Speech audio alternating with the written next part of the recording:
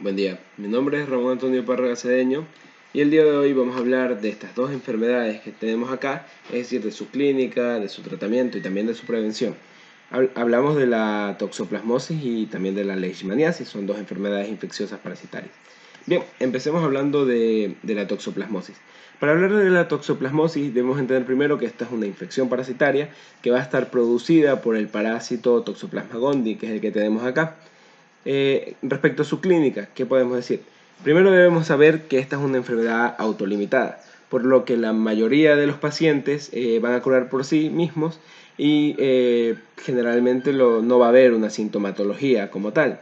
Pero en el caso de los pacientes que sí presentan sintomatología, va a aparecer de lo que es 1 a 2 semanas después de que el paciente haya estado en contacto con el parásito, ¿no?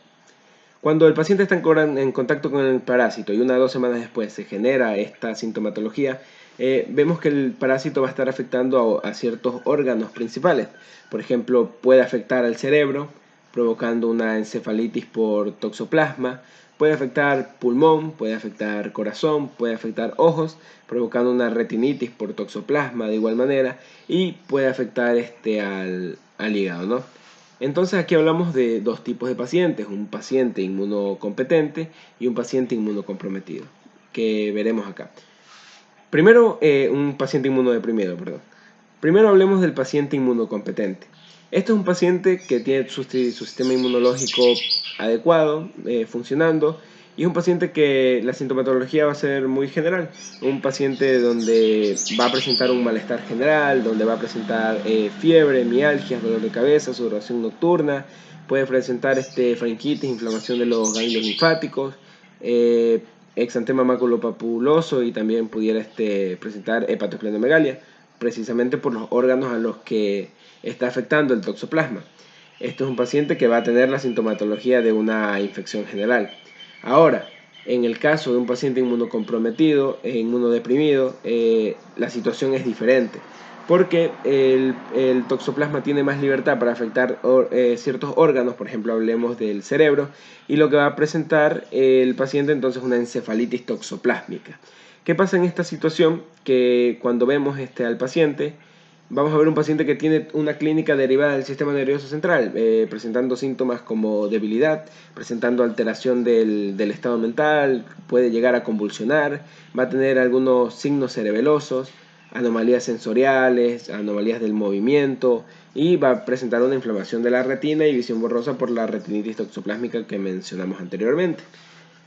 Ahora, ¿cuál es la manera en que vamos a tratar a estos pacientes? De manera general, de manera global, hay una terapia de combinación que es el uso combinado de pirimetamina y también de sulfadiazina. ¿Qué pasa? El problema es que en nuestro país, en Ecuador, estos medicamentos no están a la disposición.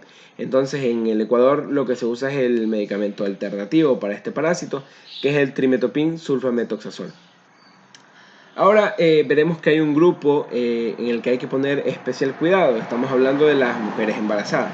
¿Por qué? Porque si bien el medio de contagio es de infección, es ingiriendo carnes crudas, mal procesadas, mala higiene al momento de manipular estas carnes, que es donde habita el toxoplasma. También hay una vía de infección que es la vía congénita. En la vía congénita lo que va a pasar es que el parásito va a llegar a la placenta provocando una placentitis. Esta placentitis luego va a desencadenar la infección fetal, por lo que el feto va a tener ciertas alteraciones, va a tener alteraciones de los ventrículos cerebrales, va a haber también amelia, menomelia, e incluso la infección podría llevar a lo que es el aborto. ¿Qué pasa entonces? Que hay que disminuir el riesgo de que se dé esta infección por vía congénita. ¿Cómo se hace? Dándole a las mujeres embarazadas espiramicina de 3 millones. Eso respecto al tratamiento del toxoplasma. También, como mencionamos brevemente sus vías de infección, tenemos que tener en cuenta estas vías de infección para la prevención. Mencionamos que la vía de infección ingiriendo carnes crudas. Pues entonces, para la prevención deberíamos evitar ingerir estas carnes crudas, alimentos mal procesados, leches no pasteurizadas, porque pueden estar contaminadas por toxoplasma. Si manipulamos estos alimentos, deberíamos también tener que lavarnos las manos lavar frutas y verduras, y sobre todo es muy importante que en los pacientes que tienen esta mascota, que tienen el gato, que es el huésped completo, donde se da todo el ciclo del toxoplasma, evitar que estos animales salgan donde pueden comer fuera carnes crudas, infectarse y luego venir e infectar a su dueño. Bien, ahora hablemos rápidamente de lo que es la leishmaniasis. La leishmaniasis también es una infección parasitaria que va a estar producido por un protozoo flagelado del género Leishmania. Esta va a estar afectando principalmente piel, mucosas y también a las vísceras. Entonces vamos a tener tres tipos de leishmaniasis, una cutánea, una mucosa y una visceral. ¿Qué pasa con la leishmaniasis cutánea? Es que en esta vamos a tener una lesión en piel.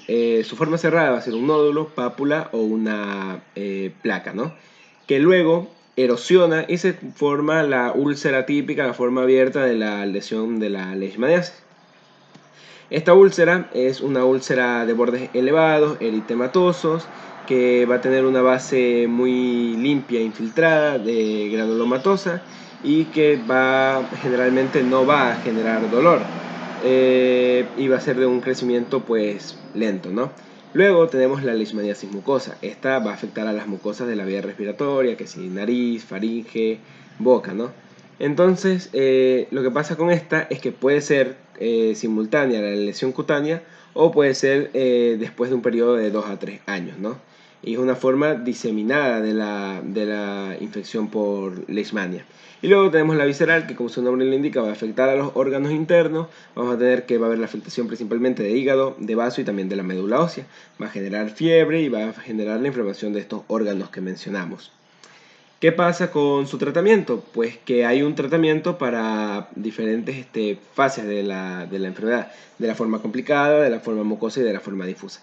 Cuando hablamos de la forma, de las tres formas, vamos a ver que hay se da un tratamiento con dosis de antimonio pentavalente. En el caso de la forma difusa es una terapia prolongada. En el caso de la forma complicada es una terapia de 10 días. En el caso de la forma mucosa es una terapia de unos 28 días más o menos, ¿no?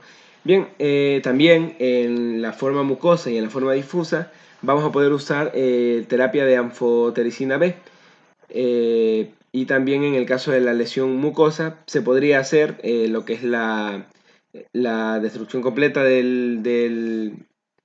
la destrucción completa de lo que es el cartílago y hacer luego su reconstrucción, ¿no? Y finalmente tendríamos que, para el caso de la forma difusa, se puede utilizar, por ejemplo, medicamentos como la aminocidina. Ahora hablemos de la prevención de estas enfermedades. Vamos a tener que evitar la picadura del insecto del género Phlebotomus. Para esto vamos a utilizar la fumigación de áreas endémicas, vamos a utilizar mosquitero, vamos a utilizar repelentes de deltametrina. Los animales también pueden usar collares que tengan el repelente de deltametrina y principalmente existe una vacuna para la vacunación animal, ¿no? Aparte de los repelentes, pues hay una vacuna para los animales.